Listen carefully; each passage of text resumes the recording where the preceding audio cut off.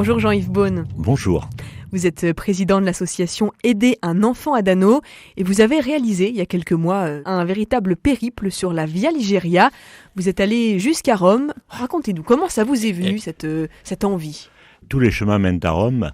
On prononce souvent cette phrase-là, mais le dire c'est une chose, mais le faire c'est autre chose. Par où on part ? J'ai découvert, que deux amis sartois, Anthony Grouard et Anne-Laure Timel, avaient initié une voie qui partait de Nantes pour aller jusqu'à Rome, en retrouvant la Via Francigena, la célèbre voie qui part de Canterbury pour descendre jusqu'à Rome. Et donc l'idée, c'est de prendre le chemin au plus court et au plus simple qui permet de retrouver cette fameuse Via Francigena. Donc Via Ligeria, Nantes jusqu'à côté de Besançon. Donc, oui, c'est ça, c'est cette Via Ligeria, on va dire, c'est de Saint-Pierre de Nantes à Saint-Pierre de Rome. Donc j'étais un des premiers, si ce n'est peut-être le premier Sartois, à l'emprunter sur sa totalité pour aller jusqu'à Rome. Vous avez marché seul tout au long de ce chemin, Jean-Yves ? Et je suis parti seul, j'ai marché le plus souvent seul, mais quelquefois, au hasard des chemins, on va rencontrer une personne avec qui on va faire 2 jours, 3 jours, on va le retrouver peut-être 15 jours plus tard, et sont des amitiés qui peuvent apparaître éphémères mais qui sont durables et sont aujourd'hui des gens qui sont en Nouvelle-Zélande, au Québec ou ailleurs. Comment est-ce que vous l'expliquez comme ça, cette authenticité, cette force de la relation avec des inconnus ? Lorsqu'on est sur les chemins, on est pèlerin, on a le même statut, on ne se préoccupe pas de ce qu'a été le chemin de vie des uns et des autres. À un moment ou un autre, certes, on va avoir quelques confidences, mais on est sur toute autre chose. Quelle que soit, la motivation, le chemin amène, à communiquer, à échanger, à partager de manière très simple, mais surtout très forte. Vous avez prononcé le mot de motivation, Jean-Yves. Vous en aviez 2 quand vous avez suivi cette Via Ligeria. Vous aviez 2 jambes, une jambe égoïste et une jambe généreuse. Vous étiez motivé à la fois pour vous-même, mais aussi pour l'association que vous portez. Oui, tout à fait. J'ai créé une association, Aider un enfant à Dano, association humanitaire de parrainage.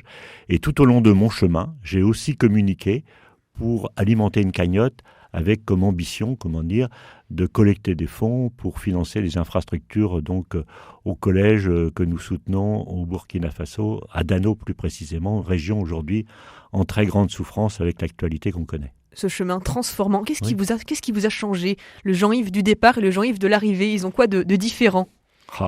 Mon entourage serait sans doute mieux à même de répondre à la question, mais très simplement, j'ai pris vraiment la mesure de la beauté des territoires traversés.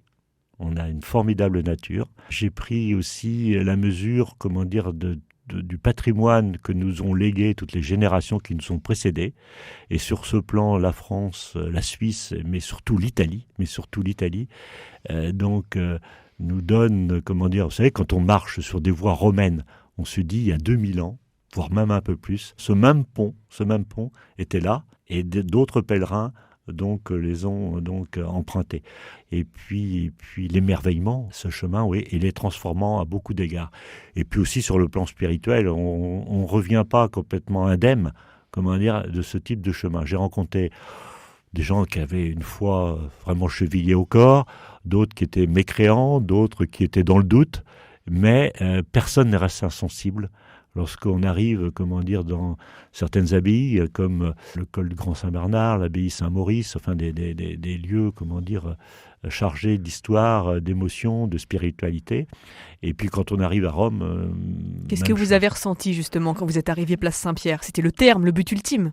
Oui, alors on ressent une décharge émotionnelle forcément intense, puisque c'est l'objectif, naturellement c'est l'objectif, et en même temps une espèce de frustration, parce qu'on arrive avec cette posture de pèlerin sur une place le dimanche à l'heure de la bénédiction, il y avait peut-être 10 000 personnes peut-être sur la place, voire plus, et essentiellement entre guillemets des touristes, Et donc, il y a une frustration à l'idée de se dire, voilà, moi, j'aimerais bien qu'on sache que je viens de faire 2000 km pour arriver ici, quoi.